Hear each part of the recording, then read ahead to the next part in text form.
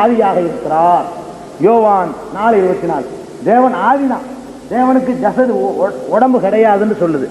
இயேசு ஆவியா இருந்தாரா? இல்லை. பாருங்க, இயேசு அவர்களை நோக்கி, நீங்கள் ஏன் கலங்குகிறீர்கள்? உங்கள் இருதயங்களில் சந்தேகங்கள் எழும்புகிறது என்ன? நான் தான் என்று அறியும்படி என் கைகளையும் என் கால்களையும் பாருங்கள், என்னை தொட்டு பாருங்கள். நீங்கள் காண்கிறபடி எனக்கு மாம்சமும் எலும்புகளும் உண்டாயிருக்கிறது போல் ஒரு ஆவிக்கு இராதே என்று சொல்லி தம்முடைய கைகளையும் கால்களையும் அவர்களுக்கு காண்பித்தார். அதை தொட்டு பாடுறான், ஆவி இல்லை அப்படிங்கிறார். மாம்சம் இருக்கு, எலும்பு இருக்கு, தொட்டு பாரு.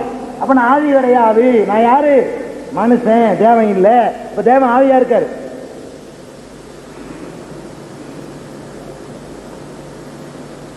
இன்னொரு இடத்துல கடவுளை கண்டதில்லைன்னு சொன்னல, அதுக்கு இன்னொரு வசனம் சொல்றாரு, ஒருவராய் சாவாமையுள்ளவரும் அவர் செத்துட்டார் இயேசு, சேரக்கூடாத ஒளியில் வாசம் பண்ணுகிறவனும் மனுஷரில் ஒருவரும் கண்டிராதவரும் காணக்கூடாதவருமா இருக்கிறவர், அவருக்கே கனமும் நித்திய வல்லமையும் உண்டாயிருப்பதாக, ஆமேன் அப்படின்னு சொல்லி முடியுது.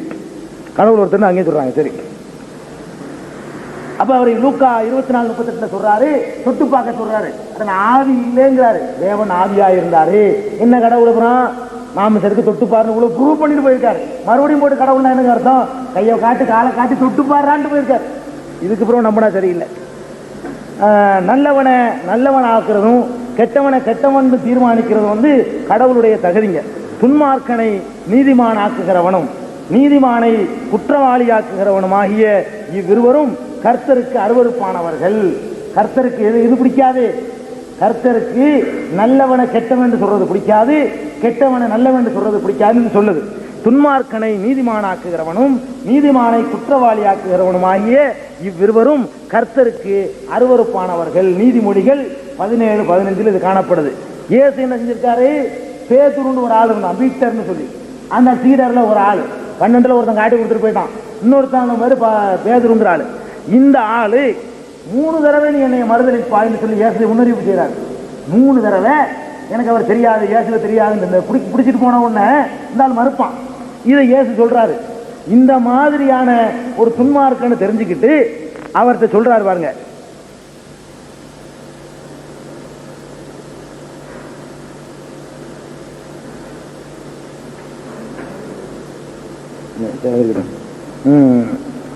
பேதுருங்கிற ஆளை பத்தி சொல்றாரு பாருங்க. பரலோக ராஜ்யத்தினுடைய திறவுகோல் ஒன்று இருக்குங்கிறார், ஒன்றை ஒப்படைப்பேன். யாருக்கு சொல்றாரு? பேதுருங்கிற ஆள்கிட்ட. அதை எடுங்க, அந்த பரலோக ராஜ்ய திறவுகோல். பேதுருங்கிற ஆள்கிட்ட 3 தடவை என்னை மறுப்பான் ஆள்னு சொல்றாரு பேதுரு. அந்த துன்மார்க்கன்னு தெரிஞ்சுக்கிட்டு அவனை நன்மார்க்கன் ஆக்க பார்த்திருக்கிறார். இது கடவுள் செய்ய மாட்டார். துன்மார்க்கன்னு தீர்க்கணும், நன்மார்க்கன்னு தீர்க்கணும். அப்படி தீர்க்காம இருந்திருக்கிறாரு. உன்னிடத்துல பரலோகத்துடைய சாவியெல்லாம் உங்க கையில தந்துருவேன் அப்படின்னு சொல்லியிருக்காரு. இந்த நம்பர் சொல்றேன். அது மாதிரி கர்த்தருக்கு மரணம் ஏற்படக்கூடாது. நம்ம முதல் வாச வசனத்திலும் இருக்கிறது, கர்த்தரோ என்றென்றைக்கும் இருப்பார் என்று சங்கீதம் 8:7 சொல்லுது. இயேசு உயிர்த்தெழுந்ததை நம்பினாலும் கூட அவர் பிறப்பதற்கு முன் இருக்கவில்லை. உயிர்த்தெழுந்தான்னு வச்சுக்கிருவோம், என்றென்றைக்கும் இருப்பதுதான் கடவுளுடைய தன்மை. இயேசு என்றென்றைக்கும் இருக்கவில்லை. 3 நாட்கள் அல்லது 1.5 நாட்கள் அவர் இல்லை, திரும்பி வந்தாலும் கூட. அதனால இதனாலையும் கடவுள்னு சொல்ல முடியாது. தேவனை யாராலையும் கொலை செய்ய முடியாதுன்னு பைபிள் சொல்லுது. தேவனை யாராலும் பாருங்க, உன்னை கொல்லுகிறவனுக்கு முன்பாக நான் தேவன் என்று நீ சொல்லுவாயோ, உன்னை குத்தி போடுகிறவன் கைக்கு நீ மனுஷனே அல்லாமல் தேவன் அல்லவே. உன்னை ஒருத்தன் குத்தி போட்டான்னு சொன்னா நீ மனுஷன்டா, தேவையில்லைறாங்க. யாரு? கர்த்தருடைய அளவுகோல். எசேக்கியேல் 28வது அதிகாரம் 9வது வசனம் சொல்லுது, உன்னை குத்தி போடுகிறவன் கைக்கு நீ மனுஷனே அல்லாமல் தேவன் அல்லவே. உன்னை அவை சிறுவையில பிடிச்சி குத்தி இருக்கிறான், மண்டையில் அடிச்சிருக்கிறான், என்னென்னமோ பண்ணியிருக்கிறான் அப்படின்னு சொல்றேன். இவ்வளவும் பண்ணி இருக்கும் போது என்ன தேவன் இல்லைன்னு சொல்ல. தேவனுடைய இலக்கணம் குத்த முடியாது, யாரும் போய் உன்னை கொல்ல முடியாது. அதுல இவரே ஒத்துக்கிறார். நீங்கள் மரத்திலே தூக்கி கொலை செய்த இயேசுவை நம்முடைய பிதாக்களின் தேவன் எழுப்பி, அவங்கள ஒத்துக்கிறாங்க, தூக்கி கொலை செஞ்சிருக்குன்னு இயேசுவை. இப்ப இயேசு கொலை செஞ்சாருன்னு சொல்றாங்க, தேவன் கொலை செய்ய முடியாதுன்னு சொல்றாங்க. அப்ப இயேசு தேவன் இல்லை. சரி, மனித இனத்தை துன்பங்கள்ல இருந்து காக்கணும். தேவன்னா கடவுள்னா என்ன செய்யணும்? மனுஷனை துன்பத்திலிருந்து காக்கணும். நீதிமானுக்கு வரும் துன்பங்கள் அநேகமா இருக்கும். கர்த்தர் அவைகளை எல்லாம் அவைகள் எல்லாவற்றிலும் நின்று அவனை விடுவிப்பார். சங்கீதம் 34:19 சாக்கணுங்க. இவர் யோவானை பிடிச்சி சிறையில் வச்சிருக்காங்கன்னு தெரிஞ்சவனு சும்மா இருந்தார். இவர் காலத்திலேயே யோவானை எலியாவை பிடிச்சி அந்த அடுத்தவன் கொண்டாட்டியை வச்சுக்கிட்டான்னு சொல்லி ஏற்று முனையினாரா இல்லையா, பிடிச்சி சிறையை வச்சுட்டாங்க. அதை கேள்விப்பட்ட பிறகு இயேசு சும்மா இருந்தார். அது ஒரு பக்கம் இருக்கட்டும், இயேசு தன்னையே துன்பங்கள் இருந்து விடுவிக்கும்படி கடவுள்கிட்ட வேண்டியதாக யோவான் 12:27 சொல்லுது. 12:27. இப்பொழுது என் ஆத்மா கலங்குகிறது, நான் என்ன சொல்லுவேன்? பிதாவே, இந்த வேலையை நின்று என்னை இரட்சியும் என்று சொல்வேனா? ஆகிலும் இதற்காகவே இந்த வேலைக்குள் வந்தேன். அப்ப அவரை பிரார்த்திச்சு அவரை துன்பத்தை நீக்க முடியும் கேட்கிறார். துன்பத்தை நீக்கிறவர் தான் கடவுளா இருக்க முடியும். அது மாதிரி கடவுள் தவறே செய்யாதவராக இருக்கிறது கடவுளுடைய அம்சம். ஏன்னா கர்த்தரை துதியுங்கள், அவர் நல்லவர். கர்த்தரை துதியுங்கள், அவர் நல்லவர். 1 நாளாகமத்தில் 16:34 சொல்லுது. அதற்கு இயேசு என்னை நல்லவன் என்று சொல்வானே. கர்த்தர் நல்லவருங்க, இயேசு நான் நல்லவன் இல்லைங்கிறார். அதற்கு இயேசு என்னை நல்லவன் என்று சொல்வானே, தேவன் ஒருவர் தவிர நல்லவன் ஒருவனும் இல்லையே. மார்க்கு 10:18. கர்த்தர் ஒரு விஷயத்தை கூறினா அது உடனே நடந்துடணும்னு சொல்லுதுங்க. அவர் சொல்ல ஆகும், அவர் கட்டளையிட நிற்கும். தேவனுக்கு அளவுகள் என்ன? அவர் சொல்ல ஆகும், அவர் கட்டளையிட நிற்கும். சொன்னா ஆயிரணும், நிறுத்தணும். இது கடவுளுடைய தன்மை. சங்கீதம் 33:9 இருக்குது. ஆனா இயேசு தன்னை காப்பாற்றுமாறு சொல்ல அது ஆகவில்லை. கிறிஸ்தவ நம்பிக்கைப்படி நம்ம ஆயிருச்சுங்கிறோம், நாங்க நம்புறோம். அவர் பிரார்த்தனை பண்ணாரு, அதனால சிலுவையிலிருந்து காப்பாற்றப்பட்டாரு நம்ம நம்புறோம். ஆனா அவங்க சிலுவையில் அறையப்பட்டாருங்கும் போது அவர் காப்பாற்றுன்னு கேட்கிறாரு, ஆகவில்லை. கடவுளுக்கு எல்லாமே தெரிஞ்சிருக்கணுங்க. ஏன்? அப்பதான் கடவுளா இருக்க முடியும். தேவரீர் ஒருவரே எல்லா மனுப்புத்திரரின் இருதயத்தையும் அறிந்தவராதலால் அப்படின்னு சொல்லிட்டு 1 ராஜாக்கள்ல 8, 37, 38, 39 கடவுளுடைய ஞானத்தை பற்றி வரிசையா சொல்லுது. அப்பொழுது இயேசு என்னை தொட்டது யார் என்று கேட்டார்.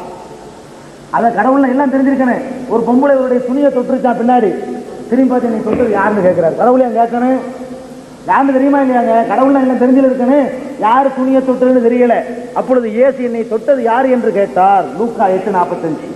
அத்திமரத்தில் ஒன்றும் இருக்காது என்று முன்னாடியே தெரியாம போய் ஏமாந்துருக்காரு. முன்னாடி எல்லாம் தெரிஞ்சிருக்கணும். ஒன்றும் தெரியாம முன்னாடியே தெரிய வேண்டியான அத்திமரம் ஒன்றும் இருக்காது, இப்போ போய் ஏமாறத்தான் போறோம் அப்படின்னு தெரிஞ்சாதான் அது கடவுள். அதை நான் அத்திமரத்து விஷயம் முன்னாடியே சொல்லிட்டேன்.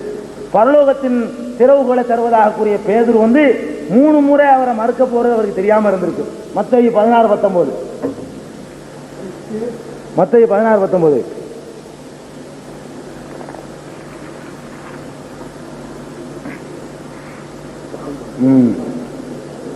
மேலும் நான் உனக்கு சொல்லுகிறேன், இதை முதல் வாசிக்கிறேன்னு சொன்ன வசனம். நான் உனக்கு சொல்லுகிறேன், நீ பேதுருவாய் இருக்கிறாய், இந்த கல்லின் மேல் என் சபையை கட்டுவேன், பாதாளத்தின் வாசல்கள் அதை மேற்கொள்வதில்லை. பரலோக ராஜ்யத்தின் திறவுகோலை நான் உனக்கு தருவேன். பூலோகத்திலே நீ கட்டுகிறது எதுவோ அது பரலோகத்திலும் கட்டப்பட்டிருக்கும், பூலோகத்திலே நீ கட்டவிழ்ப்பது எதுவோ அது பரலோகத்திலும் கட்டவிழ்க்கப்பட்டிருக்கும். உனக்குத்தான் அந்த ராஜ்யத்துடைய சாதியை தருவேன்ட்டார் பேதுருட்ட. அந்தாள் என்ன பண்ணா 3 தடவை இவர் எனக்கு தெரியாதுன்ட்டான். இது தெரியல நாளை பற்றி.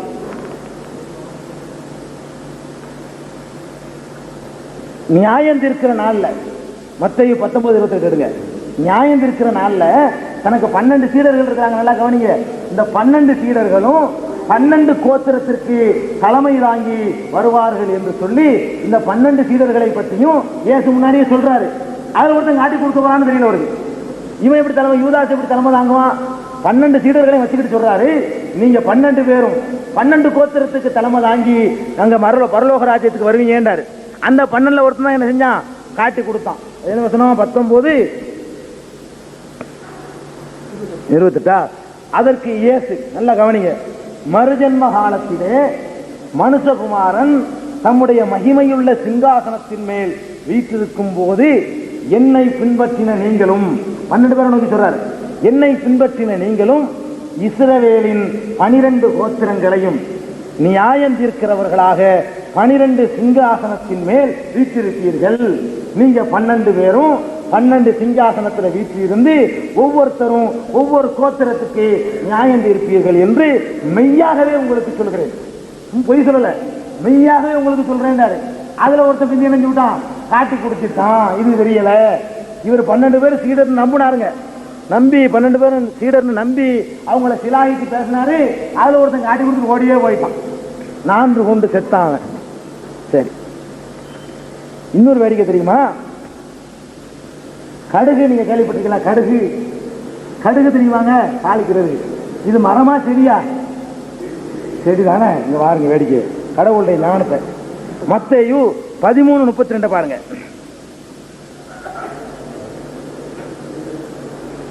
அது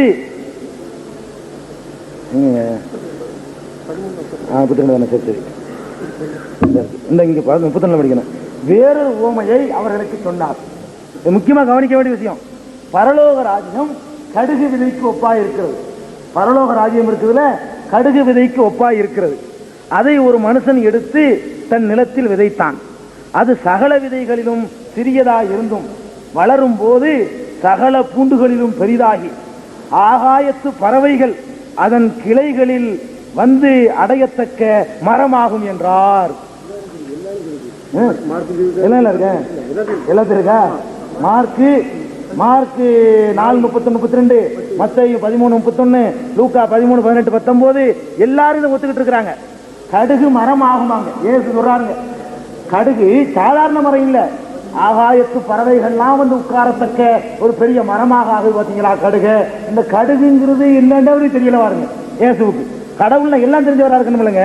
அழகா கவனிங்க, அது சகல விதைகளிலும் சிறியதாய் இருந்தும் வளரும் போது சகல பூண்டுகளிலும் பெரிதாகி ஆகாயத்து பறவைகள் அதன் கிளைகளில் வந்து அடையத்தக்க மரமாகும் என்றார். என்ன இது கடவுள்? கடவுள் படைச்ச கடவுளுக்கு கடுகு ஒரு செடின்னு கூட தெரியாதா? அது இந்த முழு பெரிய மரமா ஆலமரத்துக்கு கடுகு மரத்துக்கு இருக்காங்க. இது என்ன சாதனத்தின் கோளாறான்னு எடுத்து பார்த்தா 74 வகையான பைபிளையும் கடுகு தான் போட்டிருக்கு. கத்தோலிக்கும் கடுகுன்னு தான் போட்டிருக்கு. புரோட்டஸ்டன்ட்ல இந்திய வேலை ஆகமத்துங்க பெங்களூரு தான் போட்டிருக்குது, மெட்ராஸும் தான் போட்டிருக்கு. எல்லாம் கடுகு தான். அப்ப அர்த்தம் சரியா தான் செஞ்சு இருக்குது. கோளாறு அவர் சொன்னதா இருக்கு போல இருக்கு. இப்ப அர்த்தம் மொழிபெயர் வித்தியாசம் இருந்தா இதை உண்மையா திருப்பி இருக்கணும்ல? இல்ல. கடவுள் நாங்க தூங்கக்கூடாது. இதோ இஸ்ரவேலை காக்கிறவர் உறங்குவதும் இல்லை தூங்குறதும் இல்லை. சங்கீதம் 12:4 சொல்லுது. இயேசு உறங்கினார்னு சொல்லி மத்தேயு 8:24 சொல்லுது. கண்ணீர் விட்டாரு, கலங்கினாரு, துக்கம் கொண்டாரு. இது மாதிரியான கருத்துக்களை யோவான் 13:33-35 சொல்லுது. அது மாதிரி தாகித்திருக்கிறார் என்று யோவான் 19:28 சொல்லுது. இயேசு அவ்வளவு வருஷம் நான் படிக்கிறேன், டைம் வந்து எவ்வளவு நேரம் இருக்குங்க? 5 நிமிஷம் நம்பரா சொல்லிடுறேன், அதை வந்து இது பண்ணிக்கிறேன், டைம் இல்லாதனால. அப்புறம் இயேசு சாப்பிட்டு இருக்கிறார் என்று சொல்லி லூக்கா 24:42 சொல்லுது. பயந்திருக்கிறார் என்று சொல்லி மார்க்கு 14:33 சொல்லுது.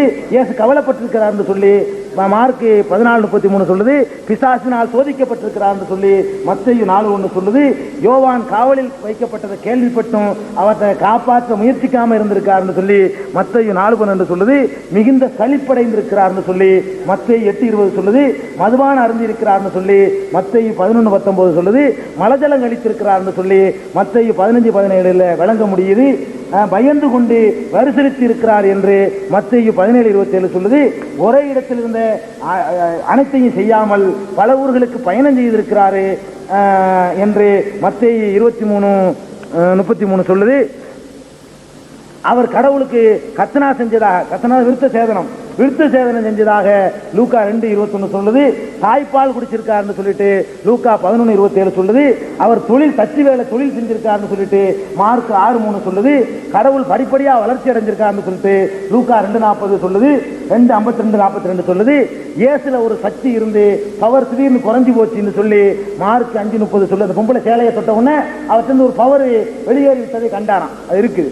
இயேசுக்கு அந்த பவர் கட் ஆயிடுச்சுன்னு சொல்லிட்டு மார்க் 5:30 சொல்லுது. ஞானம் என்ற பாவ அறிக்கை செய்ததாக மத்தேயு 3:6, 3:13 சொல்லுது, 11:13 சொல்லுது. அடுத்த ஆளுக்கு காலையெல்லாம் கழுவி விட்டுருக்கிறார் சொல்லிட்டு யோவான் 13:5 சொல்லுது. போய் ஒளிஞ்சிருக்கிறார்னு சொல்லிட்டு யோவான் 7:1 சொல்லுது. அது மாதிரி 8:59, 10:39, 11:53-54 சொல்லுது. கடவுள் செத்தார்னு சொல்லிட்டு யோவான் 19:33 சொல்லுது. கடவுள்ல இயேசுவை சொல்றேன், கடவுளுக்கு ஜனாசா, அவர் ஜனாசா பிரேதமா போயிட்டாருன்னு சொல்லி மத்தேயு 27:28 சொல்லுது. அவரை கபன் பண்ணி அவருக்கு கபன் ஆடை விரிச்சு அடக்கமும் செய்யப்பட்டதாக மத்தேயு 27:29 சொல்லுது. இவ்வளவு நீ சாப்பிட்டு குடிச்சு மலஜலம் கழிச்சு தூங்கி எந்திரிச்சு மூத்தா போய் அடக்கமும் செய்யப்பட்டு ஜனாசாவை மூடுன ஒரு ஆளை பிடிச்சி கடவுள் அம்சம் வந்துருச்சுன்னு சொன்னா பைபிள் அப்படிதான் அறிமுகப்படுத்துது. கடவுளுக்கு இதெல்லாம் உண்டுங்கிறீங்களா? கடவுள் சாப்பிடுவாரா? மலஜலம் கழிக்குவாரா? கடவுளை சாவடிக்க முடியுமா? அவர் கபன் போட முடியுமா? அவர் அடக்கம் செய்ய முடியுமா? ஆக ஈசா அலைஹிஸ்ஸலாம் அவர்களுக்கு போய் கடவுளுடைய அம்சம் கொடுக்கிறது எந்த வகையிலையும் பைபிள் பிரகாரம் கூட நியாய ஆதாரமற்றது.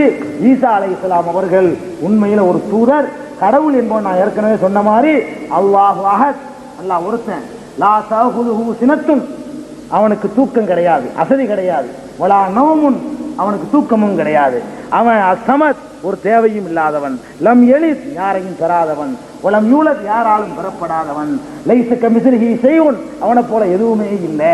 இப்படியெல்லாம் கடவுள் என்பவன மனுஷனுடைய எந்த விதமான ஒரு அம்சத்தோடும் ஒப்பிட்டு பார்க்க முடியாத மகா சர்வசக்தன் என்றுதான் இஸ்லாமும் அறிமுகப்படுத்துது.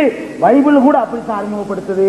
ஈசா அலைஹிஸ்ஸலாம் அவர்கள் இஸ்லாமிய அடிப்படையிலையும் சரி, கிறிஸ்தவ பைபிளுடைய உண்மையான போதனை அடிப்படையிலையும் அவரை கடவுளாக இல்லை, அல்லாஹ் ஒருவன் தான் கடவுள் என்பதை சொல்லி என்னுடைய முதல் கட்ட உரையை நிறைவு செய்கிறேன். வாஹிர் தாவானா அனில் அல்ஹம்துலில்லாஹி ரப்பில் ஆலமீன். அஸ்ஸலாமு அலைக்கும்.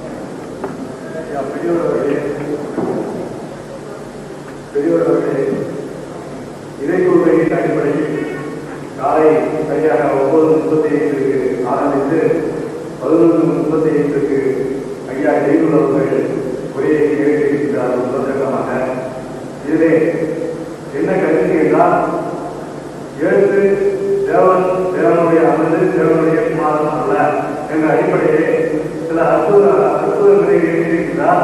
அவர் சாதாரண மனிதர் தான் என்ற அடிப்படையிலே உரையை எழுதியிருக்கிறார்கள். அதே சமயத்தில் இன்னொரு கருத்தினையும் ஐயா ஜெயக்குமார் அவர்கள் பேசிக் கொண்டிருக்கின்ற பொழுது ஜெகமணி ஐயா அவர்கள் சொன்னார்கள். அதாவது என்ன கருத்தினை ஜெயலலிதா அவர்கள் பேசிக் கொண்டிருக்கிறார்களோ அதே கருத்தினை நான் ஏற்றுக்கொள்கிறேன். என்னுடைய மார்க்கம், அதாவது கிறிஸ்துவிலே பல பிரிவுகள் இருக்கின்றன. குறிப்பாக ஆசிரியர் என்று சொல்லக்கூடிய ரோமன் கத்தோலிக், பெந்தகோஸ்து, புராட்டஸ்டன்ட், இப்படி நிறைய பிரிவுகள் இருக்கின்றன. அதிலே ஒரு பிரிவை எடுத்துக்கொண்டால், அதாவது ஐயா ஜெகமணி அவர்கள் சார்ந்திருக்கின்ற பிரிவை எடுத்துக்கொண்டால் இவர் இஸ்லாத்தை சார்ந்தவர் என்றே சொல்ல வேண்டும். நேற்று கூட அவர்கள் சொன்னார்கள், இறைவனை அல்லாஹ் என்று அவர் குறிப்பிட்டார், இவரும் அல்லாஹ் என்றுதான் குறிப்பிட்டார். சில பேருக்கு அது புரியாது. இறைவனை எப்படி வேண்டாம் நாடு என்று வேண்டாம் அழையுங்கள், கடவுளை வேண்டுமென்றாலும் அழையுங்கள், எந்த மொழியில் வேண்டுமானாலும் அழையுங்கள், அல்லாஹ்வுடைய நானும் அழைக்கிறேன் அப்படி என்று கூட சொன்னார்கள். என்னுடைய மாற்றமும் இஸ்லாம் தான் என்று கூட சொன்னார்கள்.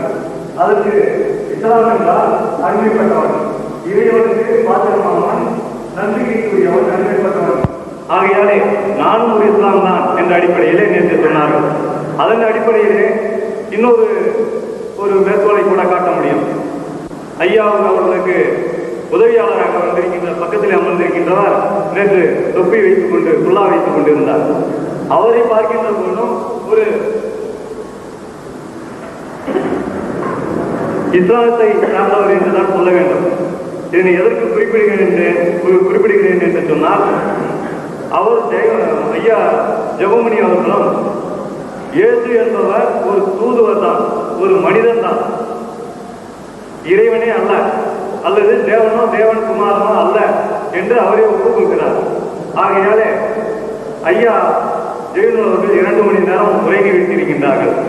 அப்படி பார்க்கின்ற பொழுது பெரும்பாலான கருத்துக்களை பரிசோதனை செய்ய வேண்டி வரும். அதே சமயத்தில் நாம் ஒரு துண்டு செட்டினை குறித்து ஐயா அவர்களிடத்திலே கொடுத்த பொழுது ஒன்றினை சொன்னார்கள். அவர்கள் நேற்று இயேசுவை கர்த்தராக இறைவனாக ஜபித்து முதற்கட்டமாக உரையை துவங்கினார்கள் என்று சொன்னார்கள். அந்த கேசட் ஒளிப்பதிவு நாடா இங்கே இருக்கின்றது, அதனையும் நாம் பரிசோதனை செய்ய வேண்டும். ஏனென்று கேட்டால், நேற்று ஜபத்தினை முன்னுரையாக ஆரம்பிக்கின்ற பொழுது கடவுளாக அவரை நினைத்து ஜபம் பண்ணி இருந்தால் அது பரிசோதனைக்குரியது. இப்பொழுது வாதத்தை துவங்குகின்ற நேரத்தில் இயலாத நிலைமையிலே இப்படி மாற்றிக் கொள்ளலாம் அல்லவா? அதற்காக அதனை சொல்லுகின்றேன். ஆகையாலே மேலும் தொடர்ந்து ஜெபமணி அவர்கள், ஐயா ஜெபமணி அவர்கள் உரை நிகழ்த்தி இருக்கின்றார்கள். 2 மணி நேரம் உரை நிகழ்த்தி இருக்கின்றார்கள். இதனை எப்படி அவர் அடிப்படையாக கொண்டு செல்கின்றார் என்பதனை பொறுத்து மேற்கொண்டு வாதத்தை ஆரம்பிக்கும்படி ஐயா ஜெயலலிதா அவர்களை கேட்டுக்கொள்கின்றேன். இது ஒரு சிக்கலான ஒரு பிரச்சனை. கிறிஸ்டின் என்று சொன்னால் எல்லோருமே பெரும்பாலான பகுதி, அதாவது இந்த பெந்தகோஸ்தை சார்ந்த ஜெபமணியை போன்றவர்கள் தான் இப்படி ஒரு இதை வைத்திருக்கின்றார்கள் என்று நினைக்கின்றேன். என்னை பொறுத்தளவிலே நினைக்கின்றேன். அதாவது இறைவன் என்பவன் ஒருவனே, அரூபமானவன், உருவமற்றவன், அதை மற்ற இந்த அடையாளமிட்டுக் கொள்கின்ற எந்த தடயங்களையும் அணிவித்துக் கொள்ளக்கூடாது என்ற கருத்திலே உள்ளவர்கள். ஆகையாலே இரண்டையும் ஒப்புமைப்படுத்தி பார்க்கின்ற போது, இந்த பெந்தகோஸ்தையும் இஸ்ராயலையும் ஒப்புமைப்படுத்தி பார்க்கின்ற பொழுது இரண்டுமே ஒன்றாக தெரிகின்றது. அதனை நினைத்து மற்ற கிறிஸ்டின் மதத்தை சார்ந்தவர்களை நினைத்து ஐயா அவர்கள் பேசுகிறார்கள் என்று நினைக்கின்றேன். இருந்தாலும் ஐயா அவர்கள் எந்த அடிப்படையிலே 2ஆம் கட்ட பணியினை தொடங்க இருக்கின்றார்கள் என்பதை பொறுத்து மேற்கொண்டு விவாதத்தை ஆரம்பிக்கும்படி ஐயா ஜெயலலிதா அவர்களுக்கு என்னுடைய தாழ்மையான வேண்டுகோளை விடுத்துக் கொள்கின்றேன். அடுத்ததாக தொடர்ந்து நடைபெற வேண்டும் என்று அமைப்பு குழுவினர்கள் கேட்டுக்கொண்டார்கள்.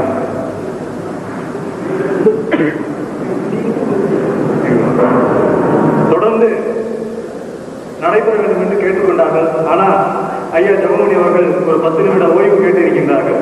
ஆகையாலே அவசியத்தை முன்னிட்டு செல்கின்றவர்கள் இடைவெளியை ஒரு 10 நிமிடம் பயன்படுத்திக் கொள்ளுங்கள். மீதி உள்ளவர்கள் அனைவருமே இங்கே அமர்ந்திருக்கும்படி தாழ்மையுடன் கேட்டுக்கொள்கிறேன். மீண்டும் 10 நிமிட இடைவெளிக்கு கூடுதல் விவாதம் நடைபெற இருக்கின்றது. ஐயா ஜெயலலிதா அவர்கள் பேசிய கருத்தின் சாரத்தில் ஐயா ஜெபமணி அவர்கள் விவாதத்தினை துவங்க இருக்கின்றார்கள். சரியாக 12:05 ஐயா அவர்களை விவாதத்தை தொடங்குமாறு கேட்டுக்கொள்கிறேன்.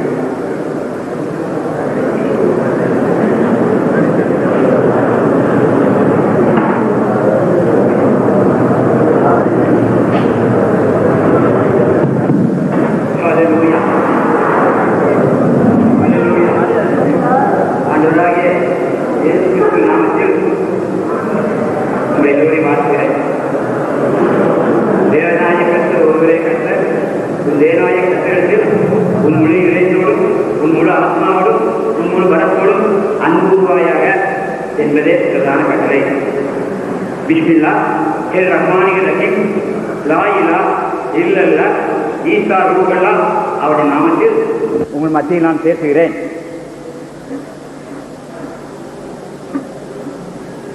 நான் இப்பொழுது நேற்று ஏறத்தாழ மாலையில் 2 மணி நேரமும் இப்பொழுது காலையில் 7 மணி நேரமுமாக எனது நண்பர் உங்களுடைய பிள்ளை பேசிய காரியங்களை குறித்து முதலாவது உங்களுக்கு அவர்கள் கூறிய காரியங்களிலிருந்து சிலவற்றை ஒத்துக்கொள்ளாததாக நீங்கள் கொண்டிருக்கிறதாக நினைத்து நான் இப்பொழுது உங்கள் மத்தியில் பேசுகிறேன். ஏனெனில் இது சமய வரையிலும் கொடுக்கப்பட்ட கருத்து கடவுள் ஒருவரே, அவர் எப்படிப்பட்டவர், கடவுளுடைய கொள்கை என்ன என்பதை குறித்து அவர்கள் பேசியிருக்க வேண்டும். தலைவரிடம் நான் 2-3 முறை சுட்டி காட்டினேன். அப்பொழுதும் அவர் தூதர் கொள்கையை இதுவரையிலும் பேசிக் கொண்டிருந்தாரே அல்லாமல் கடவுளை குறித்து பேசினார்கள் என்று உங்கள் இருதயத்தை தொட்டு யாரும் சொல்ல முடியாது. இப்பொழுது அப்படி யாராவது சொல்லக்கூடுமானால் இப்பொழுது எனக்கு எழுந்து சொல்லலாம். நடுவருக்கும் சேர்த்து தான் நான் கேட்கிறேன். உங்கள் சார்பில் நடுவரே இறைவனை குறித்துத்தான் அவர் பேசினார் என்று சொல்லியிருப்பாரானால் நான் பேசுறதுக்கு அடுத்த சப்ஜெக்ட் தொடங்கிடுவேன். இப்போது அவர் இறைவனை குறித்து இதுவரையிலும் ஒரு சொல்லு கூட சொல்லலை. ஆகவே சொல்லுங்க.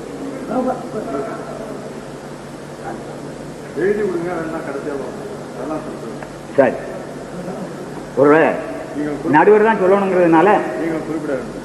யாராக இருந்தாலும் எதுவாக இருந்தாலும் அப்படிங்கிற மாதிரி பேசுறீங்க. சரி, ஆமாம், நடுவர் தான் சொல்லியிருக்கணும். மன்னிச்சுக்கிடுங்க, நான் அதை கொஞ்சம் கடந்து போயிட்டேன். சட்டத்திட்டங்களுக்கு மாறிட்டேன், தப்பு.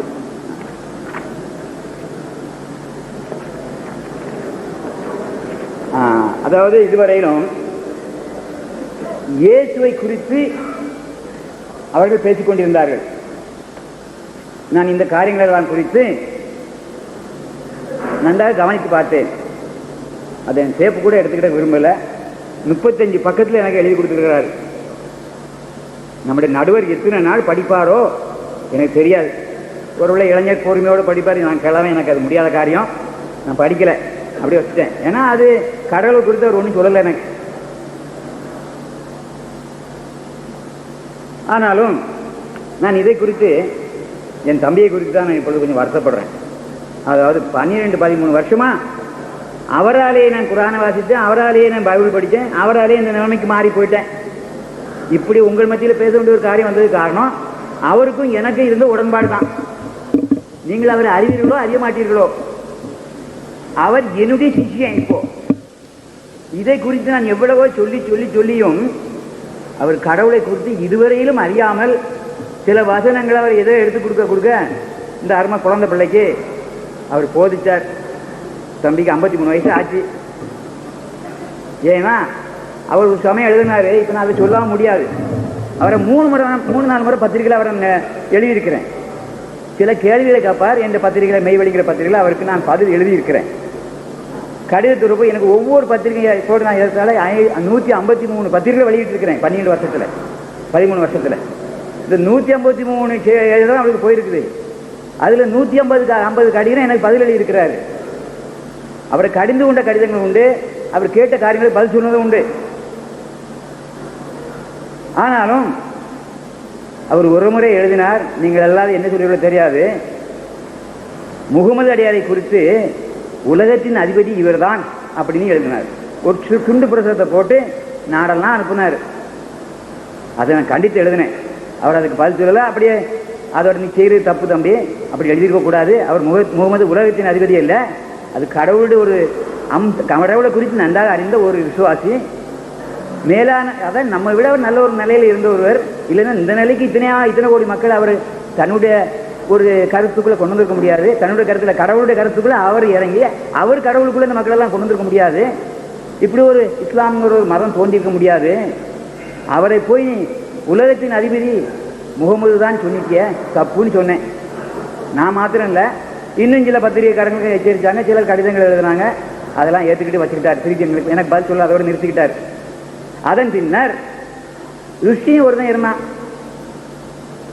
அவன் பல சமயங்களில் அசிங்கமாலாம் எழுதி நான் கூட வேதனைப்பட்டேன். ஏண்டா இவன் நல்ல மக்களை போய் ஏன் இப்படி எழுதுறான், இவனுக்கு என்ன வந்தது, தப்பிதமாலாம் எழுதியிருந்தான். நான் அதான் உங்களுக்கு கேள்விப்பட்டிருப்பேன், தெரிஞ்சுக்கும் தெரியாதுன்னு தெரியாமலே போகட்டும். அவன் அசிங்கமான பல காரியங்களை எழுதியிருந்தான். ஏசுவனை குறித்து தான் எழுதியிருந்தான், எலிசபெத் ராணியை குறித்து தான் எழுதியிருந்தான், ஒரு நாட்டில் உள்ள ராஜீவ் காந்தியை பற்றி எழுதியிருந்தான், இந்திரா காந்தியை பற்றி எழுதியிருந்தான். இன்னும் அசிங்கமாக பல காரியங்கள்லாம் எழுதினான். அவன் தப்பிதமாக பேசினதுலாம் எங்கே முகமது தான் பேசினான்னு இவர் சொல்ல ஆரம்பித்தார். என் நம்பி அப்படி சொல்கிறா, அவன் யாரையோ கற்பனை பண்ணுறான், நீ எதுக்கு போயிட்டு எங்கள் அப்பன் புதுக்குள்ள நீ சொல்கிறான் அப்படின்னு நான் கேட்டேன்.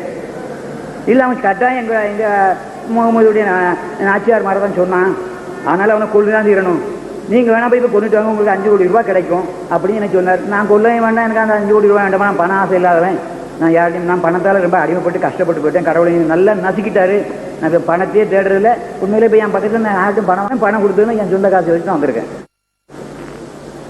நான் இந்த காரியத்தில் ஈடுபட்டிருக்காருன்னா எனக்கு எந்த ஊழியக்காரனும் என்னோட ஒட்டி இருக்கலை. நேற்று வந்திருந்த ஊழியக்காரரும் ஓடி போயிட்டார்.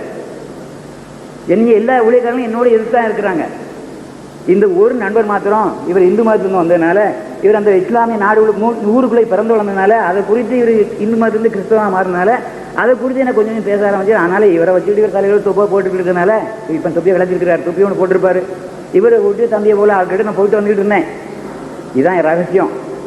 அதை அந்த நல்லடியாரை அவருடைய நாச்சிமாரையும் அசிங்கமாக எழுதுனான்னு சொல்லி என் தம்பி தான் எழுதினார். அது எழுதாதுன்னு கண்டிச்சேன். ஆனால் இப்போ கேட்கலாம், அவர் இல்லைன்னு சொல்ல மாட்டார், அப்படி செய்யக்கூடாது. நான் அதை ஒரு டயலாக், அதாவது நாங்கள் 2 பேரும் பேசின மாதிரி ஒரு பேசின காரியத்தை அப்படியே பத்திரிகையில் விளம்பரம் பண்ணணும். என்னுடைய பத்திரிகையில் இருக்குது என்கிட்ட. தம்பி இல்லைன்னு சொல்லக்கூடாது. நேற்று தினத்தில் தம்பி நல்ல முறையில், நான் அவனுக்கு சிறு வயதுலேருந்து எனக்கு தெரியும், அவனே சொல்லிட்டு தத்துக்க மன்னிச்சிக்கிறேன், எனக்கு 13 வயசுக்கு இளையவர். ஆனால் என் பழக்கத்தை அவர் எப்பவும் சின்ன பிள்ளையில் 10 வயதுனா அப்படி சொல்கிறேன், அதனால் நான் அப்படி சொல்ல மன்னிக்கணும். நான் அவருடைய சிறு வயதில் இருந்தே எனக்கு தெரியும் அவங்க அப்பா எப்படி வாங்க, அவங்க தாத்தா ஒரு ஒயிட் அண்ட் ஒயிட், ஒரு நேரமும் பிச்சுப்பு மாதிரி அதாவது இங்கிலாந்துல அந்த துணி வரும் குடல் பீஸ்ன்னு சொல்லுவாங்க, அந்த துணியில வெள்ளை வெள்ளையேறி கொடுத்துருப்பாரு. ஒரு நாள் ஒரு கருப்பு புள்ளி இருக்காது. சிலானில் இருந்தவங்களுக்கு தெரியும். வெள்ளை வெள்ளையர்னு ஒரு வெண் துணியே உடுத்திருப்பாரு. அப்படியான ஒரு வெள்ளை தோற்றத்தில் அதுக்கு தாத்தா இருப்பாரு. இவரை ஊழியக்காரன் ஆக்கணுங்கிறதுக்காக, அதாவது இஸ்லாமிய மதத்தில் ஒரு குருவாக்கணுங்கிறதுக்காக அவருக்கு ஹசன் குத்தூசி பேரிட்டாரு. அந்த தாத்தாட்ட நான் அடிக்கடியே பேசிக்கிட்டு இருப்பேன். இவருக்கு தெரியுமோ தெரியாதோ, நான் அந்த தாத்தாட்டே பேசிக்கிட்டு இருப்பேன். அவரே எனக்கு கிறிஸ்துவத்தை சொல்லுவார். நான் கிறிஸ்துவத்தை விட்டு கடந்து வேண்டான்னு நினைச்சிட்டு போன காலத்தில் அவர் எனக்கு சொல்லுவார். ஏன்னா நான் அவங்களோட சண்டை போட்டுருக்கிறேன். நேற்று தினத்தில் பார்த்தீங்கன்னா ஒரு கருப்பு, அவர் பிறவிலேயே ஒரு நாள் அந்த கருப்புன்னு கொடுத்துருக்க மாட்டார். அந்த பிசாசு அவரை ஆண்டு கொண்ட காரணத்தால் தம்பிக்கு தப்பிதமான வசனங்களை எடுத்து கொடுத்து நேற்று 2 மணி நேரம், இப்போ 2 மணி நேரம், 4 மணி நேரம் கடவுளை குறித்து சொல்றதுக்கு பதிலாக வேற திசையில மாற்றி என்னென்னமோ இயேசு மேல சொல்லணுமோ அத்தனையும் சொல்லி முடிச்சுட்டாங்க. சரி, விட்டுற விஷயத்தை அதாவது அறிமுகத்துக்காக சொன்னேன். இவங்க என்ன சொன்னாங்க நீ பார்ப்போம். நேற்று பேசினாங்க, ஆதாமுடைய பாவம் மன்னிக்கப்பட்டாயிற்று அப்படின்னு தம்பி சொன்னார். ஆதாம ரத்தம் பாவத்துக்குள்ள இருந்தது. நம்முடைய ரத்தமும் அந்த பாவத்தை வந்து குரான் 7:23 சொல்லுது. வாசிங்கய்யா, யாராவது நீங்களே கூட வாசிக்கலாம், யார் வேணாலும் வாசிக்க தப்பு இல்லை. சத்தியத்தானே வாசிக்கிறோம். குரான் 7:23 சொல்லுது, அவருடைய ரத்தம் முதற்கொண்டு பாவமாய் போச்சு அப்படின்னு சொல்லியிருக்குது. அதைத்தான் நான் உதாரணமாக காட்டினேன்.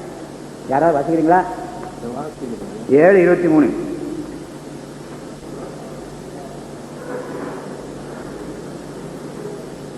அதற்கு அவர்கள், எங்கள் இறைவனே, எங்களுக்கு நாங்களே தீங்கிழைத்துக் கொண்டோம். நீ எங்களை மன்னித்து எங்களுக்கு அருள் புரியாவிடில் நிச்சயமாக நாங்கள் நஷ்டமடைந்து விடுவோம். தொடர்ந்து 24. அதற்கு இறைவன், இதிலிருந்து நீங்கள் வெளியேறி விடுங்கள். அங்க வச்சிருக்கல, அவர் வச்சிருந்த இடம் எது? உங்களை எல்லாருக்குமே உன்னதமான ஒரு இடத்துல வச்சிருந்தார் கடவுள். அவரை யார? ஆதாமையும் அவருடைய மனைவி. உன்னதமான இடம், நமக்கு தெரியாத எந்த இடம் சொல்லி உன்னதமான இடம் வச்சிருந்தாரு. அங்கிருந்து இவரை தள்ளிட்டாங்க. உங்களில் ஒருவர் மற்றொருவருக்கு விரோதியாகி, நீங்கள் விரோதியாகிக்கும் உங்களுக்கும் என்னாலும் விரோதம் இருக்கும். பூமியில் தான் உங்களுக்கு தங்கும் இடம் உண்டு. பூமியில் தான் தங்கும் இடம். அப்ப அவங்க முதல்ல இருந்த இடம் பூமி அல்ல, இந்த பாவப்பட்டனாகிய பூமியில் அல்ல. அவங்க மேலான ஒரு உலகத்தில் இருந்துகிட்டு இருந்தாங்க. அதுக்கு அதிலேயே நீங்கள் வாழ்ந்திருப்பீர்கள், அதிலேயே நீங்கள் இறப்பீர்கள். பின்னர் ஒரு நாளில் அதிலிருந்து அது எந்த பூமியில இருந்து? இந்த பூமியில இருந்தா அங்கதான் வாழணும், இங்கதான் இருக்கணும், இங்கதான் சாவணும். இங்க இருந்து இவங்களை ஒரு நாள் கடவுள் அதாவது உயிரை கொடுத்து எடுப்பார். இது நம்ம எல்லாருக்கும் தெரியும். முதல்ல அவர் இங்க இருந்தார், உன்னதமான ஒரு இடத்துல, மேலான ஒரு இடத்துல வச்சிருந்தார். அங்கிருந்து தள்ளப்பட்டாயிற்று. அந்த இடத்துல வச்சிருக்கலாமே, அவர் மன்னிச்சிருந்தா, கடவுள் மன்னிச்சிருந்தா அங்கே இருந்திருக்கலாம் இல்லையா? அவனுக்குள்ள இருக்கிற ரத்தம் எல்லாம் நம்மகிட்ட இருக்குன்னு முகமது அடியாருக்கு ஏன் சொல்லியிருக்கணும்? முகமது அடியார் நமக்கு ஏன் சொல்லி கொடுத்துருக்கணும்? ரத்த நரம்பு, நாள நரம்புகள் எல்லாம், ரத்தத்துல எல்லாம் பாவம் இருக்குது, மூக்குல இருக்கு, நாக்குல இருக்கு, தலையில இருக்கு, கண்ணுல இருக்கு, காதுல இருக்குன்னு ஏன் சொல்லியிருக்கணும்? நமக்கு இருக்கிறதுனால தானே சொன்னார் முகமது. அவர் அறியாமல சொன்னாரு. நேற்று நான் சொன்னவங்களுக்கு, முகமதுடைய இதயத்தில் இருந்த கருப்பான வஸ்துவை எடுத்து விட்டு வெண்மையான வஸ்து அவருக்குள் வைத்தார் இறைவன் அப்படின்னு அவர் சொல்லியிருக்கிறார். நமக்கு நான் ஒரு முஸ்லீமா இருக்கனால உங்களுக்கு சொல்றேன். அப்படி நான் ஒரு நல்ல கிறிஸ்தவனா இருக்கனால சொல்றேன். வழி நெடுகளையும் கடந்து வந்து மேலான ஒரு நிலைக்குள்ள முஸ்லீமும் கிறிஸ்துவமாக நான் இருக்கிறபடியால் நான் சொல்லுகிறேன். இப்படி பாவத்திற்குள் எல்லாரும் இருந்தார்கள் என்று இதுவரைக்கும் சொல்லப்பட்டிருக்கிறது. எவனும் அந்த இடத்துல இருந்து மீறப்படலை. பாவத்தில் எல்லோரும் இருக்கிறோன்னு சொல்லப்பட்டிருக்கிறது. முகமதுல 48:2 பாவ மன்னிப்பு கேட்டார். நான் நேற்று உங்களுக்கு சொன்னேன், வாசிக்க வேண்டாம். அதாவது அதற்கு சொன்னாங்க அதாவது அவர் பாவமா இருந்தார். அதாவது அதுக்கு நான் சிலந்தி பூச்சியை உயிருள்ள ஒரு அந்த அம்மாராங்கிற பாவத்திற்கும் அது பண்ணின கூட்டு இருக்கு. கிரியையும் பாவமா இருந்துவிடப்பட்டது. ஒன்று ஆத்மா செத்து போன பாவம், மரணத்துக்குள்ள ஆகிட்ட ஆத்மா, தன்னை அறியாத ஒரு பாவம், திருப்பி அந்த தன்னை அறியாமலே ஒரு மனிதனுடைய கை செய்கிற, கால் செய்கிற, கண் செய்கிற, மூக்கு செய்கிற, வாய் செய்கிற, நாவு செய்கிற, கால்கள் செய்கிற, இருதயம் உள்ள திருக்குள்ள இருதயம் செய்கிற அத்தனை பாவத்தையும் அந்த பாவம் உள்ளே இருக்கிறபடியால் அது நம்மால் உணரப்பட முடியாமல் உள்ளே மறைந்திருக்கிறபடியால் அந்த பாவத்தை நாம் இப்பொழுது கிரியாக செய்கிறோம் அப்படின்னு நான் நேற்று சொன்னேன், இன்றைக்கும் சொல்கிறேன். ஆகவே பாவம் அவனுக்கு இல்லாமல் போயிட்டு மன்னிச்சு போயிட்டாருன்னு சொல்லி நண்பர் வாதிச்சார். அது உண்மை அல்ல அப்படின்னு உங்களுக்கு எல்லாருக்கும் தெரியும். நம்மளை யாரும் பாவம் செய்யாமல் இல்லை, இன்றைய வரைக்கும் செய்கிறோம். ஒருவேளை முஸ்லீம்களாகவும் கிறிஸ்தவங்களும் ஆனவங்களுக்கு நம்ம செய்கிறது பாவங்கிறது உணர்த்தப்பட்டிருக்குது. சீட்டாடுறவன் தானும் நியாயமாக தான் செய்யணும்னு நினைக்கிறான், குடிச்சிட்டு ஆடுறவன் அப்படி தான் நினைக்கிறான், விபச்சாரம் செய்யணும் நான் செய்யறது தப்பு இல்லைன்னு தான் நினைக்கிறான். அப்போ கிறிஸ்தவங்களுக்கு முஸ்லீம்களுக்கு என்ன வந்து இருக்குது உள்ளத்தில்? பாவம் ஒன்று உண்டு, இதை செய்யக்கூடாது, இதை செய்யலாம். முகமது நபி சொன்னதை நம்ம செய்யணும், அவர் செய்யாதுன்னு சொல்றது செய்யக்கூடாது. இயேசு கிறிஸ்து சொன்னது செய்யணும், அவர் சொல்லாததை செய்யக்கூடாது அப்படிங்கிற எண்ணம் நம்மளுக்குள்ள இருக்குது. யாருக்குள்ள இருக்குது? ஒரு முஸ்லீமிடமும் ஒரு கிறிஸ்தவனிடமும் இருக்கிறது. நம்ம மற்றவங்களுக்கு வம்புகளுக்கு விட வேண்டாம். நம்மளில் சரியான முஸ்லீமும் சரியான கிறிஸ்தவனும் இப்போ நான் சொல்லுற இந்த காரியத்தை ஒத்துக்கிட்டு அதுக்கு மேலே கடந்து போக முடிஞ்சா கடந்து போகலாம். கடந்து போவதுக்குன்னா அது உங்களுடைய பாடு. அவை பாவம் மனிதனுக்கு விட்டு போகலை, என்றைக்கும் இருக்குது, என்றைக்கும் இருந்தது, இருக்குது, இன்னமும் இருக்கும். சாத்தான் நித்திய ஜீவனில் மனிதர்கள் எடுத்துக்கொள்ளப்படுகிற வரையிலும், இந்த பூமியிலிருந்து மனிதர்கள் எடுத்துக்கொள்ளப்படுகிற வரையிலும் எனக்கு அனுமதித்தா கடவுளை சொல்லி கேட்டு வச்சுட்டான். எனக்கு அது வரைக்கும் எனக்கு இருக்கிற உரிமை அறிமுகப்படுத்தி நான் நேற்று சொன்னேன். அந்த வசனங்களை சரியா நான் திருப்பி சொல்ல வேண்டிய அவசியம் இல்லை. இது முதல்நிலை பாவம். முன்வினை குர்ஆன் 48:2 முகமது முன்வினைக்காக தன்னுடைய முன்வினை ஆத்மாவின் இருளடைந்த அந்த ஆத்மாவின் ஒளிக்காக நப்ச லவாமாங்கிற ஒளிவாழ்வு வருவதற்காக அவர் பிரார்த்தித்தார். அது முன்னிலை பாவம். அந்த பாவத்தை குறித்து இப்பொழுது நம்ம தெரிஞ்சுக்கணும். சரியா? அந்த பாவம் உள்ள இருக்கனால கிரியையின் பாவம் வருகிறது. அந்த பாவம் வேறு, இந்த பாவம் வேறு. நண்பர் அவர்கள் என்னாகும் 14 வசனம் எழுதணும் வாசிக்கணும் அவசியம் இல்லை. நண்பர் சொன்ன காரியம் போன முறை அவர் வாசித்தாரு. 14:90-20, ஏசாயா 55:7, உபாகம் 9:18-19, 1 ராஜாக்கள் 8:33. இத்தனை காரியங்களும் பின்வினையானது. கடவுள் மன்னித்தார். எப்போ? ஒரு பலியிட்டு இருந்தாங்க, ஆண்டவரே தப்பு செய்தேன் அப்படின்னு இறக்கத்துக்காக மண்டாடினாங்க, தௌபா செய்தாங்க, ஒன்றை மன்னித்தேனப்பா, சரி இது விட்டு மன்னிப்பு கேட்கும்போது கடவுள் மன்னித்தார். எந்த பாவத்தை? கிரியையின் பாவத்தை. என் கைகள் செய்த பாவத்தை, என் வாய் செய்த பாவத்தை, என் நாவு செய்த பாவத்தை, என் கண்களின் பாவத்தை, என் தலையறிவால் வந்த பாவத்தை கடவுள் மன்னித்தார். உண்மைதான். அந்த கிரியையின் பாவத்தை தான் மன்னித்ததாக அவர்கள் பேசிக் கொண்டார்களே தவிர இந்த ஆத்மா மரணத்தை குறித்து அவர்கள் எதுவும் பேசலை. ஆத்மா செத்து போயிருக்கிற மரணத்தை குறித்து அவர்கள் பேசலை. கிரியையின் பாவத்தை சொன்னாங்க. அப்படிங்கிறத நான் உறுதிப்படுத்தி, பாவம் மனிதனுக்குள் எப்போதும் உயிரோடு இருக்குது. அது நம்முடைய ஆத்மாவை சாகடிச்சு அது ஆண்டு கொண்டு இருக்குது. சாத்தான இடத்தில் எப்போதும் தூண்டு கொண்டிருக்கிறானே. 12:53 கொண்டு உங்களுக்கு நான் நிரூபித்து காட்டினேன். யூசுஃப்ட அந்த சரித்திரத்தை வந்து நான் நிரூபித்து காட்டினேன். அதனால நான் தொடர்ந்து போகிறேன். இதை குறித்து தீர்க்கர்கள் சிலர் பரிசுத்தர்களை, அதாவது கடவுளுக்கு நல்ல பிள்ளைகளாக கீழ்ப்படிந்து அவரை குறித்து மக்களுக்கு சொன்னவங்களையும், சில நல்ல மக்களையும், அதாவது ஆண்டவனை கீழ்ப்படிய முடியும் தேவன் தீர்க்கர்கள் பரிசுத்தர்கள் சொல்லியிருக்கிறாரு. தன்னுடைய மக்களையும் சொல்கிறார். என்னுடைய தாசன் ஆபிரகாம் என்னுடைய தாசன் சொல்றாரு, மோசே என்னுடைய தாசன் சொல்றாரு, தாவீது என்னுடைய தாசன் சொல்றாரு, சாலமன் என்னுடைய தாசன் சொல்றாரு, என் மகனை சொல்றாரு அநேகரை. எது நிமித்தம்?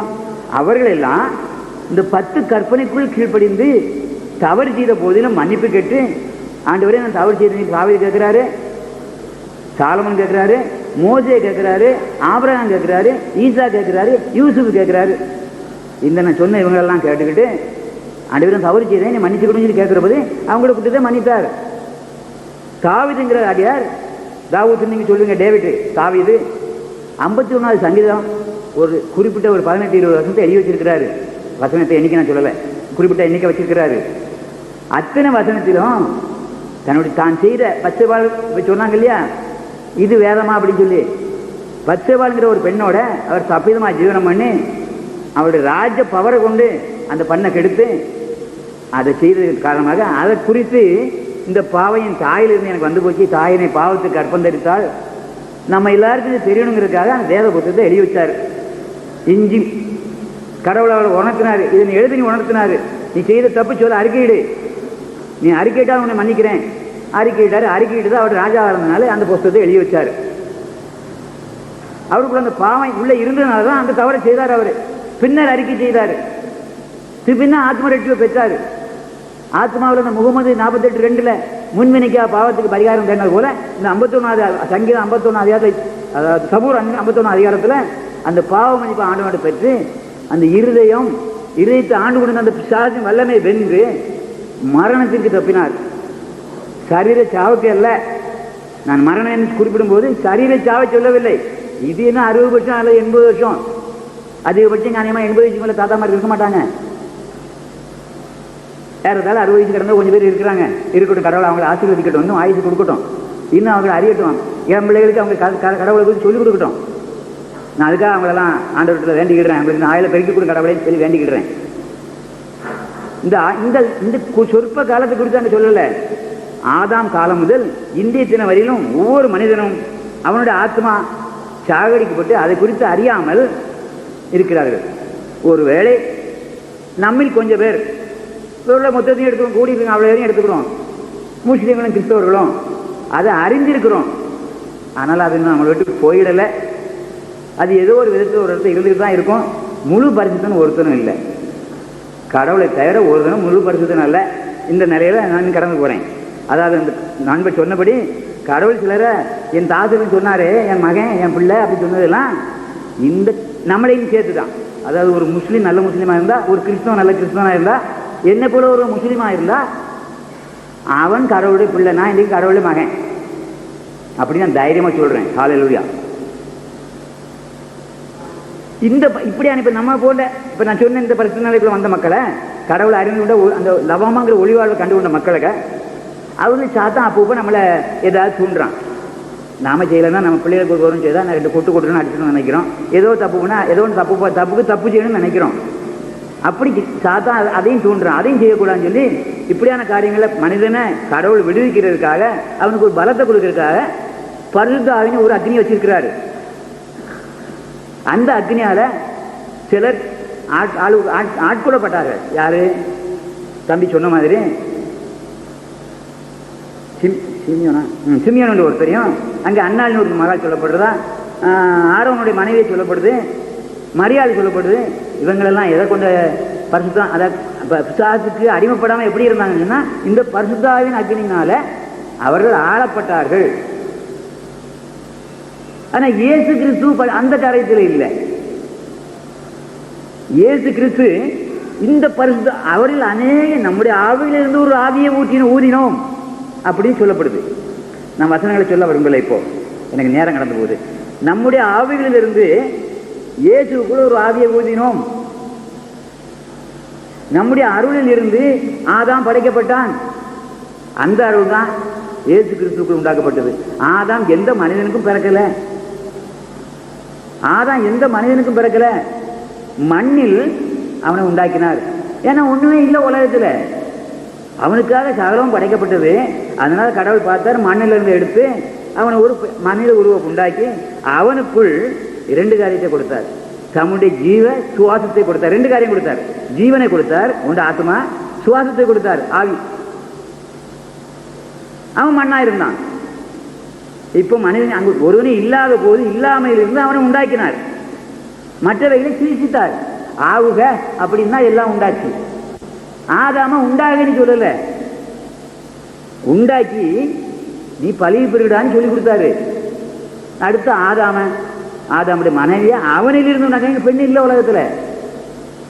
அதனால அவனுடைய எலும்பு அந்த விழாயல் சொல்றது, அதாவது வென்று எங்கே உற்பத்தி ஆகுமோ அங்கே இருந்து அந்த, அதாவது நமக்கு அது விளக்கத்துக்காக அப்படி சொல்லி இருக்குது. விளக்கத்துக்காக சொல்லி இருக்குது. கடவுள் அவனிடத்தில் ஒரு பரிசுத்த வித்தை உண்டாக்கி வைத்திருந்தார். அவனுடைய முதுகு தண்டின் மீது உண்டாக்கி வச்சிருந்தார். இந்த முதுகு தண்டின் எலும்பிலிருந்து உண்டாக்கப்பட்டதா பைபிள் சொல்லுது. குர்ஆன் அதை ஒத்துக்கிடுது. அந்த எலும்பு தண்டிலிருந்து உண்டாக்கப்பட்ட வித்திலிருந்து ஆதாம் ஏவாளை உண்டாக்கினான். கடவுள் உண்டாக்கினார். ஆதாமுடைய வித்திலிருந்து எடுத்து எலும்பை எடுத்து அவளை உண்டாக்கினார். இது ஒருவித படைப்பு. பின்னர் யாவும் அந்த பாவத்தை செய்கிற வரைக்கும் இவர்கள் எத்தனை காலம் அங்கே இருந்தாலும் நமக்கு தெரியாது. இவர்கள் பரிசுத்த பிள்ளைகளை பெற்றதாக நீங்கள் பதவி பெறுங்கன்னு சொல்லி ஒரு பரிசுத்த மக்களை பெற வேண்டியிருந்தது. எதுக்காக இந்த இவங்களை உண்டாக்குனாரு? தம்மை துதிக்கும்படி. இப்லீஸ்ங்கிற ஒரு கூட்டம், அது எத்தனை ஆயிரம், அவர் அந்த இப்லீஸ்ங்கிற கூட்டத்துக்குள்ள எத்தனை கோடி பேர் இருந்தாலும் தெரியாது. அந்த கோடி மக்களை இப்லீஸுக்கு பதிலாக இவர்கள் பெற்று பெருகி கடவுளை துதித்து கொண்டு அந்த மேலான நாட்டில் இருந்திருக்க வேண்டும். அவர்கள் அதை செய்ய முடியாமல் தாழ்ந்து போனதுனால அவங்க தாழ்த்தப்பட்டாங்க பூமிக்கு. இங்கே பெற்று பெருகினாங்க. இந்த இவர்கள் மூலம் பெற்றப்பட்ட பிள்ளைகள் எல்லாம் பாவத்தில் உற்பத்தி ஆகிறார்கள். இது உங்களுக்கு எல்லாரும் தெரியாமல் இதுக்கு மேலே பேசணும், அங்கே இருக்க போகணும் அவசியம் ஏற்படல. ஆகவே பாவம் அவர்களை விட்டு நீங்கல. எந்த பாவம்? ஜென்ம பாவம். முகமது கூறுகிற முன்வினை தீரவில்லை. முகமது ஐயாவை போல ஒவ்வொரு மனிதனும் அந்த முன்வினைக்காக வேண்டுதல் செய்து அவன் அறிக்கை செய்து அதை விட்டு விட்டு மனமாறி திரும்பினால் அன்றி ஒருவனுக்கும் ஆத்ம விடுதலை கிடைக்காது.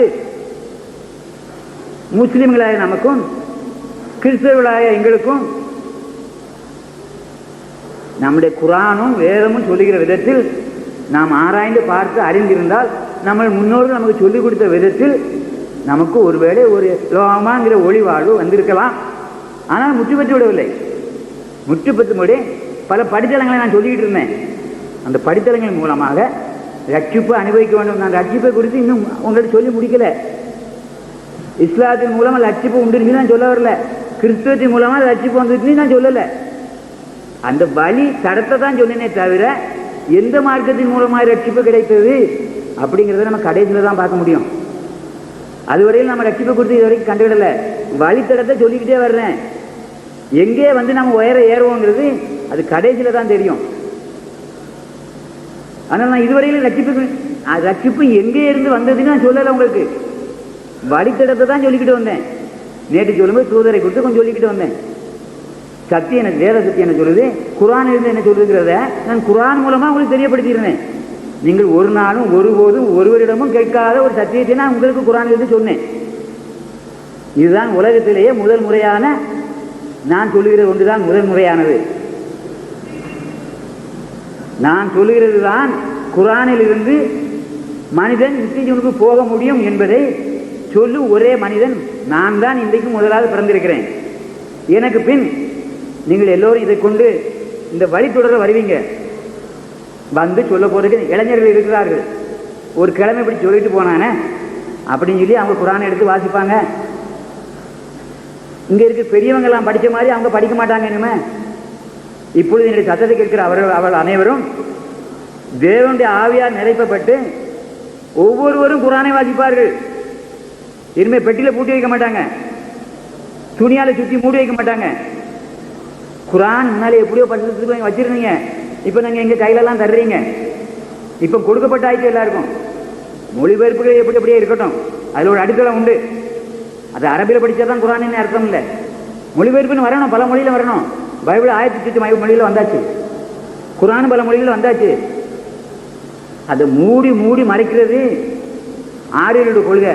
காதுக்குள்ள ஈயத்தை வேதத்தை கேட்கணும், வெய்யத்தை ஊத்துறது ஆரியரோட கொள்கை. முகமது அப்படி வைக்கலாத நிறுவனங்களை கொடுத்து அனுப்பி அங்கங்கே செய்ய ஊழியத்தை பண்ணுங்கன்னு சொல்றாரு. உனக்கு ஒரு வசனம் தெரியுமானால் உன்னை அண்டிய ஒருவனுக்கு அந்த வசனத்தை சொல்லு. இல்லைன்னா கடவுள் உன்னை நீதி நாளில், அதாவது கியாமத் நாளில் உன்னை கேள்வி கேட்பார், கணக்கு கேட்பார். இங்க இருக்கிற ஒவ்வொரு முஸ்லீம், ஒவ்வொரு கிறிஸ்தவரும் முஸ்லிம்களும் தன்னை அடுத்தாருக்கு குரானில் எந்த நித்திய ஜீவனுக்குள் போகிறதுக்கு மற்ற காரியத்தை போட்டு பேசி பிரயோஜனம். மனுஷன் நான் 80 வருஷம் இருந்து சாகர போகிற காரணம் நிறைய விஞ்ஞானம் என்னதெல்லாமல் இருக்குது. சர்ப்பிரம் இருக்குது, பூவனம் இருக்குது, ஆத்மசக்தி குறிச்சிட்டு தீர்க்கத்தை மட்டும் சில காரியங்கள் எல்லாம் பைபிளில் இருக்குது. அதுலெல்லாம் இப்போ ஒன்றும் இல்லை நமக்கு. அதான் சொல்லி தெரியாதவங்களுக்கு அதெல்லாம் சொல்லணும். தெரிந்து விட்ட முஸ்லீமுக்கு கிறிஸ்தவனுக்கு என்ன அர்த்தம்? இன்னும் சொல்லிக்கிட்டே இருக்க வேண்டாம். இப்போ நம்ம கறந்து போகணும். நேற்று நான் 7 படித்தரங்களை சொன்னேன். நித்திய ஜீவனை காண்றதுக்கு இப்போ நம்ம காண முடியல. அந்த நித்திய ஜீவனுக்கு இந்த 7 படித்தலையும் கண்டு மேலே போனால்தான் அது என்னதுன்னு காண முடியும். அது யார் மூலம் கிடைக்குதுன்னு சொல்ல முடியும், யார் கொடுக்குறான்னு சொல்ல முடியும். கடவுள் ஒரு சாரார நரகத்துக்கு போ, ஒரு சாரார பரலோகத்துக்கு வான்னு, கிறிஸ்தவனை பரலோகத்துக்கு வா, முஸ்லீம்கள்லாம் நான் நரகத்துக்கு போன்னு சொல்லலை, கடவுள் சொல்லலை. அப்படியே தப்பிதமான போதனைகளை நம்ம கடைபிடிக்கிறோம். கிறிஸ்தவர்களும் கடைபிடிக்கிறாங்க, முஸ்லீம்களும் கடைபிடிக்கிறாங்க. முஸ்லீம்னு சொல்ற ஒருவர் நித்திய ராஜ்யத்துக்கு போகணும்னா லவாமாங்கிற ஒளிவாளுக்குள்ள முழுக்க பிரவேசிக்கணும். கிறிஸ்தவன் சொல்றவன் தன்னை முழுக்க மாற்றி மறுபடி பிறக்கணும்.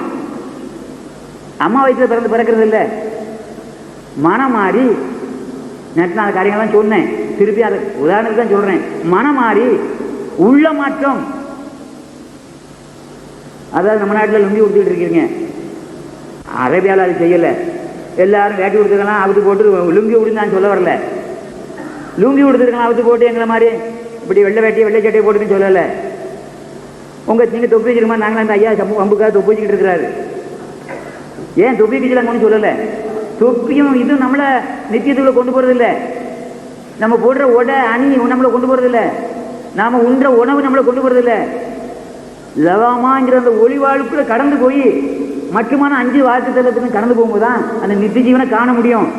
நான் கண்டுட்டேன்னு சொல்ல வரல, அறிஞ்சிருக்கிறேன், அவ்வளோதான். நான் அறிந்த சத்தியத்தை உங்களுக்கு சொல்றேன். இங்க இருக்கிற அன்பான என் இளம் பிள்ளைகள் எல்லாம் நான் பேர குழந்தைகளோட சொல்லுவேன். எனக்கு பெரிய பேர குழந்தைகள், எனக்கு 9 பேர குழந்தைகள் இருக்கிறாங்க, 6 பிள்ளைகள் இருக்கிறாங்க. மூத்த பிள்ளைக்கு 39 வயது ஆகிப்போச்சு.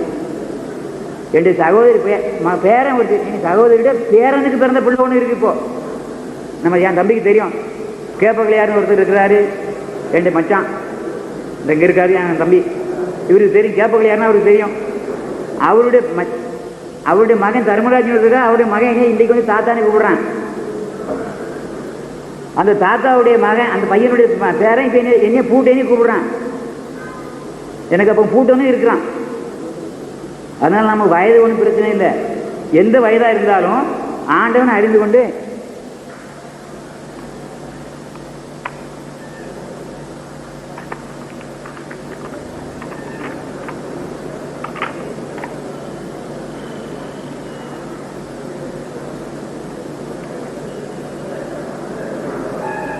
ஆண்டவனை எந்த வயதிலும் அறியலாம். ஆனால் இளைஞர்களுக்கு அறியதை லேசு. எனக்கு நான் பேரன் என்ன காரணம், எனக்கு பல இடையூறு வருது. இப்போ நான் ஊழியத்துக்கு வர முடியல, ஆண்டவனை குறித்து நான் அறிந்த காரியத்தை சொல்ல முடியல.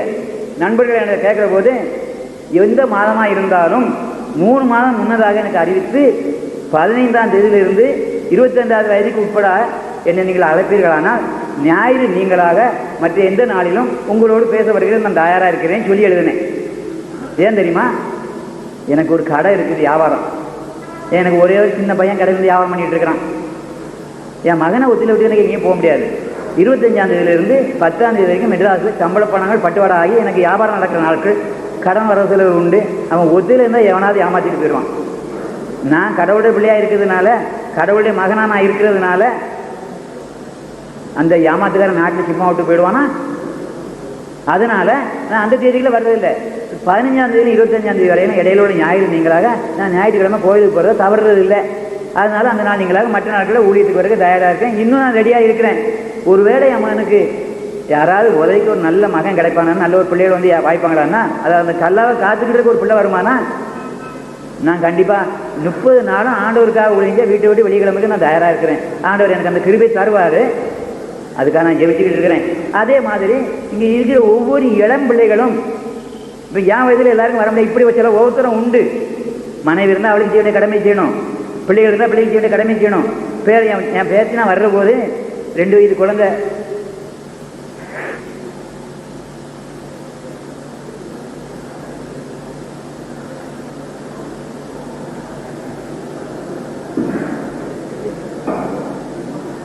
என்னை காலை கொடுத்துட்டு விட மாட்டேன்னு சொல்லிட்டு இப்பொழுது எனக்கு அதை காண முடியல.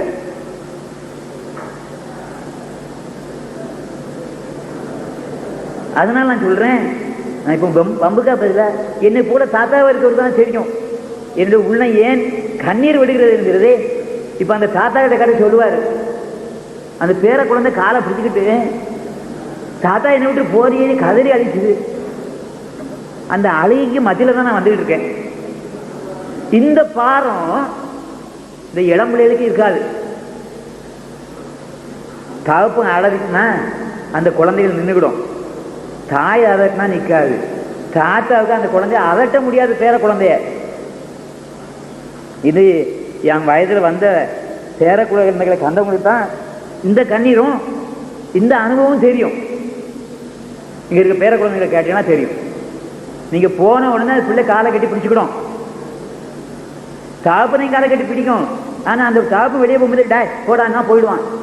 பேரன் அதை விட்டுட்டு வர முடியாது.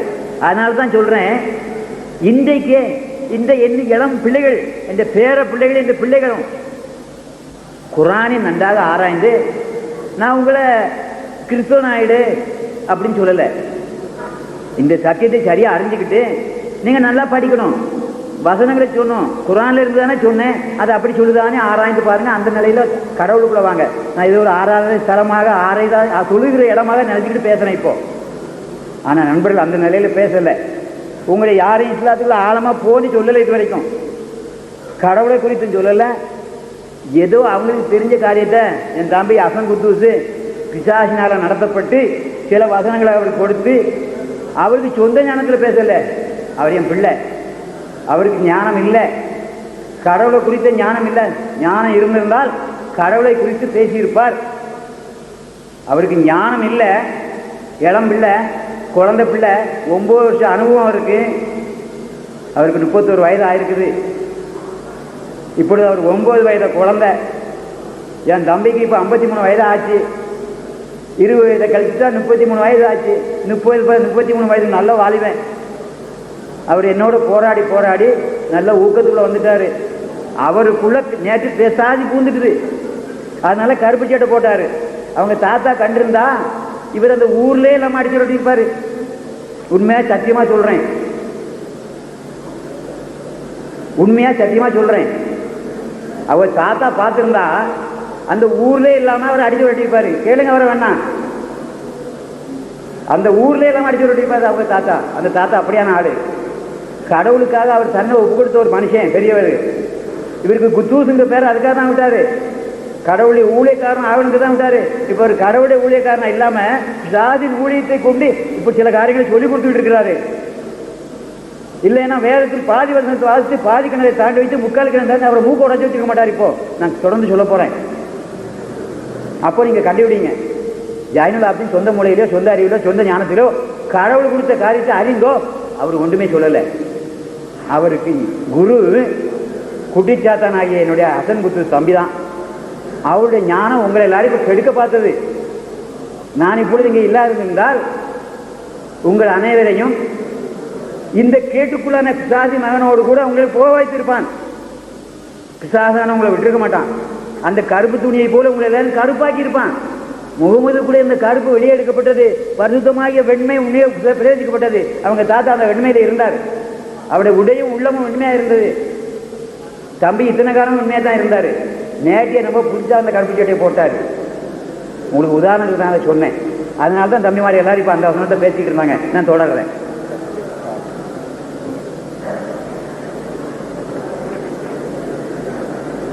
இவைகளெல்லாம் நம்ம செய்கிற காரணம் கிரியையினால் வந்த பாவங்கள். இந்த பாவம் நமக்கு உண்டு, முன்பாவம் இருக்கிறது, பின்பாவம் உண்டு. அது ஒழியாது, சீக்கிரத்தில் ஒழியாது. மரண பரியந்தமும் மனிதர்கள்லாம் நிச்சயத்தில் போகிற அந்த கால வரையிலும் சாதாரண இந்த பூமியிலிருந்து அதை ஆட்சி பண்ண முடியாது. அவன் ஆளுகைக்குள்ளே இப்போ ஒப்படைக்கப்பட்டிருக்கிறது கடவுளால். அவன் அதை செய்துக்கிட்டு தான் இருப்பான். அந்த சாதாரண வென்று நம்ம வெளியே வரவன், அவ்வளோதான். அடுத்த சப்ஜெக்டில் போகிறேன். தம்பி சொன்னார், வெளிப்படுத்தல் சுவிசேஷம் 12ஆம் அதிகாரம் 2ஆம் வசனத்தை குறித்து சொன்னார். வாசிங்க யாராவது. வெளிப்படுத்தல் 12:2 பைபிள்ல இருந்து ஒரு வசனத்தை சொன்னார். நான் இன்றைக்கு பூர்ண உரிமை பெற்றிருக்கிறேன் பைபிள்ல இருந்து சொல்றதுக்கு. அதனால பைபிள்ல இருந்து பேசுறேன். அது என்ன சொல்லிருக்குன்னு பாருங்க. ஆமா, அவள் கர்ப்பவதியாயிருந்து பிரசவ வேதனை அடைந்து பிள்ளை பெறும்படி வருத்தப்பட்டு அலறினாள். அப்பொழுது வேறொரு அடையாளம் வானத்திலே காணப்பட்ட அடையாளம். இது நிகழ்ந்ததல்ல, பூமியிலே நிகழ்ந்த ஒன்றல்ல. என்னது? வேறொரு அடையாளம் திரும்பவும் காணப்பட்டதை சொல்லுங்க, வாசிங்க. 7 தலைகளையும் 10 கொம்புகளையும் தன் தலைகளின் மேல் 7 முடிகளையும் தன் தலையின் மேல் 7 முடிகளையும் உடைய சிவப்பான பெரிய வலு சர்ப்பம் இருந்தது. இது வரப்போற காலத்துல ஈசா நபிக்கு முன்னதாக அவன் பேர் என்ன?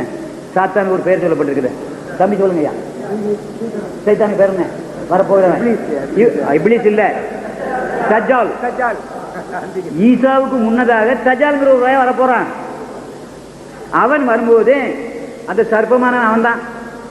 மிருகம் இன்னும் சொல்லப்பட்டிருக்குது குரான்ல, ஹதீஸ்ல சொல்லப்பட்டிருக்குது. மிருகம் புறப்பட்டு வரும் சொல்லி அதே காரியத்தை வெளிப்படுத்தல. கடலில் இருந்து அந்த மிருகம் புறப்பட்டு வரணும்னு சொல்லப்பட்டிருக்குது. நான் இப்போ வசனத்துக்குள்ள போல உங்களுக்கு அந்த கடந்து சீக்கிரம் முடிக்கிறதுக்கு அதை பார்க்குறேன். வெளிப்படுத்தல் 12:2 வாசிங்க.